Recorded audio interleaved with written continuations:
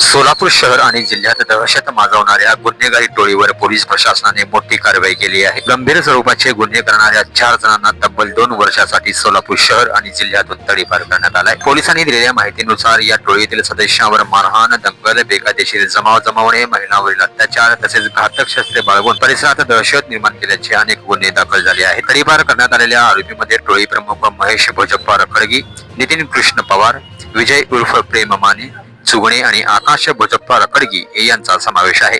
हे सर्व आरोपी अक्कलकोट रोड परिसरातील मल्लिकार्जुन नगर आणि अभिषेक नगर भागातील रहिवासी असल्याची माहिती समोर आली आहे. सन 2023 ते 2026 या कालावधीत या टोळी विरोधात अनेक गंभीर गुन्हे दाखल झाल्यानंतर सोलापूर पोलीस उपायुक्तांनी महाराष्ट्र पोलीस अधिनियमाचा कलम 56(1) अन्वये तडीपाराचा प्रस्ताव सादर केला होता.